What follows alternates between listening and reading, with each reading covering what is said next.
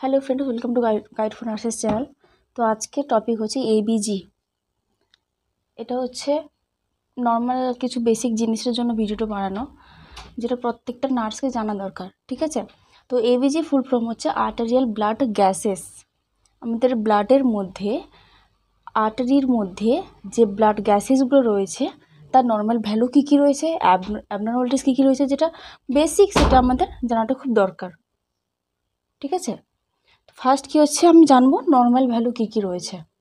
Normal ভ্যালুর মধ্যে first হচ্ছে পিএইচ। পিএইচ কত থাকছে আমাদের নর্মাল ব্লাডের মধ্যে? 7.35 টু 7.45, এটা হচ্ছে নর্মাল। পার্সিয়াল অক্সিজেন কত থাকছে? 80 to 100 mmHg, এটা হচ্ছে নর্মাল। ঠিক আছে, নেক্সট বলছে পার্সিয়াল অক্সিজেন।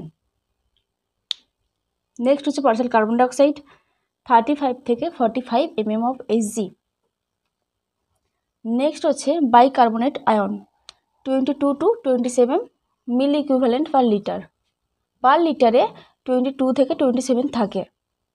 ঠিক আছে, এবার হচ্ছে এটা হয়ে গেল নর্মাল ভ্যালু এবিজির মধ্যে। এবারে আমরা জানবো অ্যাবনর্মালিটিসগুলো কী কী রয়েছে, যেটা বেসিক সেটাই আমি বলছি। এরপরে তো আরও অনেক কিছুই রয়েছে, যেটা ডিজিজ কন্ডিশন কী হতে পারে কী না হতে পারে সেটা ডক্টররা বলে। তো অ্যাজ এ নার্স তুমি এইটুকু জানলেও অনেক। ঠিক আছে, তো আমি 4টা জিনিস বলবো আজকে, যেটা খুবই ইম্পর্টেন্ট পার্ট অ্যাবনর্মালিটিস মধ্যে। এবিজি এর মধ্যে যেটা আমরা নর্মাল জানলাম, এর তো কিছু ভ্যালু রয়েছে। এই ভ্যালুগুলো যখন কিছু কমে যায়, কিছু বেড়ে যায়, ইনক্রিজ হয়, কিছু ডিক্রিজ হয়, তো সেটাকেই তখন আমরা অ্যাবনর্মালিটিস বলবো। এই অ্যাবনর্মালিটিসগুলো কখন আমরা জানতে পাবো? এই নর্মাল ভ্যালুগুলো যখন আমরা জানবো, নর্মাল ভ্যালুগুলো থেকে অ্যাবনর্মালিটিস কী কী হতে পারে। এবং আমি 4টা বেসিক জিনিস আজকে আলোচনা করছি, mainly respiratory acidosis, respiratory alkalosis, metabolic alkalosis, metabolic acidosis. ঠিক আছে, তো কথা হচ্ছে রেসপিরেটরি অ্যাসিডোসিস কখন আমরা জানতে পারবো যে পেশেন্ট রেসপিরেটরি অ্যাসিডোসিস হয়েছে? তো পিএইচ কমে যাবে, ডিক্রিজ পিএইচ বিলো 7.35। এটা হচ্ছে, এইটা মনে রাখতে হবে নর্মাল ভ্যালুগুলো কী কী রয়েছে। বিলো 7.35 যখন হচ্ছে, সেটা রেসপিরেটরি অ্যাসিডোসিসের কাছে যাচ্ছে। প্লাস আর একটা জিনিস লক্ষ্য করতে হবে, partial carbon dioxide above increase হচ্ছে। দেখো পার্সিয়াল কার্বন ডাইঅক্সাইড কত ছিল? 35 থেকে 45, তো সেটা 45-এর অ্যাবাভ হয়ে যাচ্ছে যখন। পিএইচ আর পার্সিয়াল কার্বন ডাইঅক্সাইড যখন একসাথে অ্যাটাচ হচ্ছে বা একসাথে কমে যাচ্ছে, বেড়ে যাচ্ছে, তো সেটা হচ্ছে রেসপিরেটরি অ্যাসিডোসিস। ঠিক আছে, তো এটার কারণ কি হতে পারে, কি কারণ হতে পারে? হাইপোভেন্টিলেশনের কারণে পেশেন্টের রেসপিরেটরি অ্যাসিডোসিস হতে পারে। ঠিক আছে, সেকেন্ড হচ্ছে রেসপিরেটরি অ্যালকালোসিস। অ্যালকালোসিস সেরকমই হবে, অ্যাসিডোসিস যেরকম হচ্ছে তার অপোজিট। ঠিক আছে, তো অপোজিট হলে কি হতে পারে? পিএইচটা বেড়ে যাবে আর পার্সিয়াল কার্বন ডাইঅক্সাইড কমে যাবে। তো পিএইচ কতটা বেড়ে যাবে? নর্মাল ভ্যালু যেরকম আছে 7.35 থেকে 7.45, তাহলে বেড়ে যাবে মানে কি সবসময়ের জন্য লাস্টেরটা বেড়ে যাবে, ফার্স্টেরটা কমে যাবে।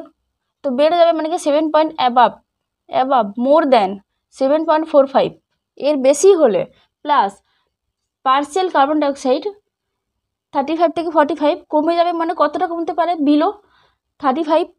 35-এর যখন কমে যাচ্ছে তখন তাকে আমরা বলবো রেসপিরেটরি অ্যালকালোসিস। তো এটা কি কারণে হতে পারে? হাইপার ভেন্টিলেশনের কারণে হতে পারে।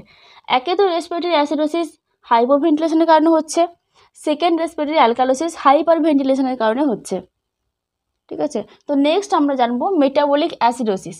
মেটাবলিক অ্যাসিডোসিস, এখানে দেখবে, এখানে পিএইচ আর পার্সিয়াল কার্বন ডাইঅক্সাইড নিয়ে আছে, ওখানে পিএইচ প্লাস বাইকার্বনেট আয়ন নিয়ে রয়েছে। পিএইচ কত আর বাইকার্বনেট আয়ন কত, তার নর্মাল ভ্যালু আগে জানতে হবে।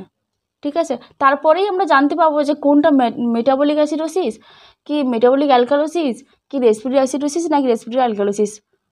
ঠিক আছে, তো মেটাবলিক অ্যালকালোসিসের ক্ষেত্রে পিএইচ আর বাইকার্বনেট আয়ন সবসময়ের জন্য ইনক্রিজ হয়ে যাবে। ইনক্রিজ মানে কি, যেটা বেশি মানে 7.45 পিএইচের ক্ষেত্রে, আর বাইকার্বনেট আয়নের ক্ষেত্রে 27, সেটা বেড়ে যাবে, এর থেকেও বেশি হবে।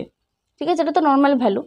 এবার হচ্ছে কী কারণে হয়? এক্সেসিভ ভমিটিংয়ের কারণে হতে পারে, এক্সেসিভ ইউজিং অফ ডায়াবেটিকের কারণে হতে পারে, গ্যাস্ট্রিক অ্যাসপিরেশনের কারণে হতে পারে। ঠিক আছে, নেক্সট হচ্ছে মেটাবলিক অ্যাসিডোসিস। মেটাবলিক অ্যালকালোসিসের অপোজিট হচ্ছে মেটাবলিক অ্যাসিডোসিস। পিএইচ আর বাইকার্বনেট আয়ন ডিক্রিজ হয়ে যাবে। বিলো 7.35 হচ্ছে পিএইচ আর বিলো 22 হচ্ছে বাইকার্বনেট আয়ন। ঠিক আছে, তো কি কারণে হয়? Severe diarrhoea, ডিকেএ